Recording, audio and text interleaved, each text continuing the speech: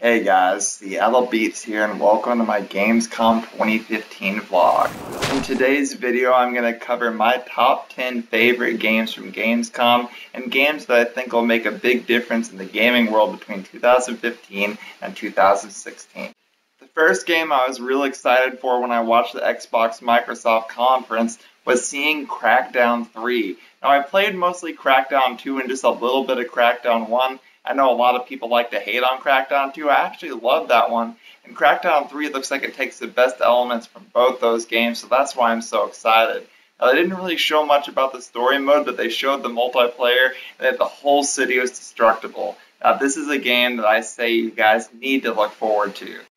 Up next is Forza Motorsport 6, and naturally you would expect me to pick that because I love racing games, and it's a racing game that's an awesome simulator with cool backing support from Ford and Dan Greenwald and even some professional racers. They showed a racer talking about what it was like to race in rainy conditions in real life. He actually raced this simulator and said this simulator is more accurate with its pedal system than most million-dollar simulators he plays on.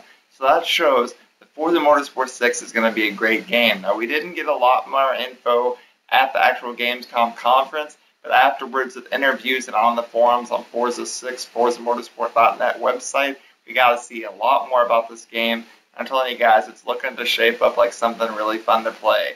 All I got to hope for now is better drift leaderboards. When Mafia 2 released back in 2010, I knew so many people would love that game, and it really was a really cool open world title and gave you a lot to do, and honestly it was a cool game. If you didn't want to play Grand Theft Auto, you wanted a little break or something, it was a really neat open world game. But open world games are a lot different now than they used to be. They actually are truly open world. They're not on rails in any way, and to have Mafia 3 announced this year, I'm so excited to see what that game could be like on a next-gen system. Now, I don't think anything can beat Grand Theft Auto 5, but what I've heard from Mafia 2 and Mafia 1, I can tell you that I think Mafia 3 will definitely give Grand Theft Auto 5 a run for its money. Other games might not be able to, and this game probably won't sell as much, but the content in this game might be able to challenge that of Grand Theft Auto 5, and that says a lot.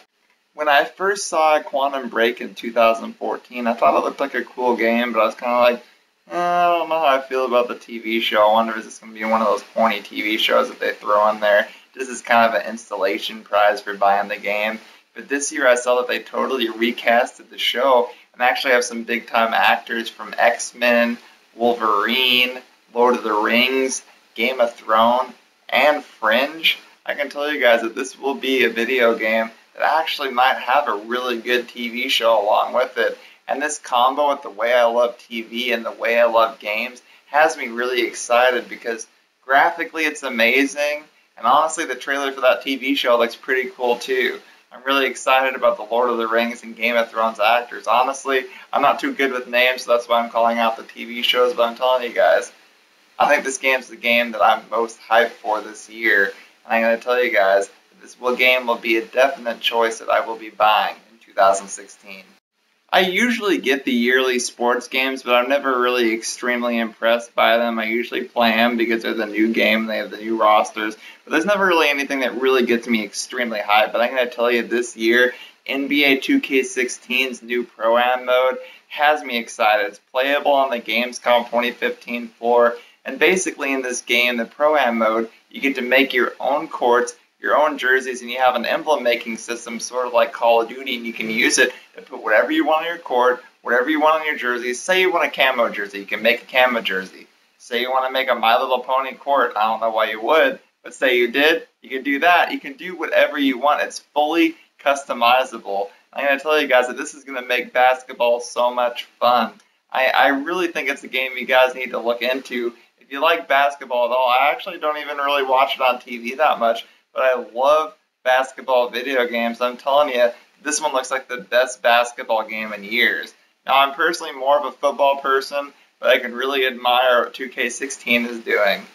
Now, I know I said top 10 games, but it actually ended up being 6. I thought I'd have 10 on my list, but it just ended up being 6 games I'm really hyped for. Because, E3 normally has the same announcements, and I don't really want to say the same things over again. Like, there's more content for some other games as well, but I would be basically saying the same stuff as before. Like, obviously, Fallout 4 looks awesome, and obviously, Star Wars Battlefront. But the main news we heard are these games I mentioned, and the last one I'm going to tell you about is Scalebound. Now, I don't know a lot about this game. I don't even know really what to tell you. It's a totally new IP. What I can say is that the dragons are badass, and I think this game will be an RPG game that will be very, very addicting, especially with its action elements. There's a lot at Gamescom this year that's cool. There's a lot of E3 this year that was cool. This is a great year to be a gamer, and I can't wait to see what gets announced next.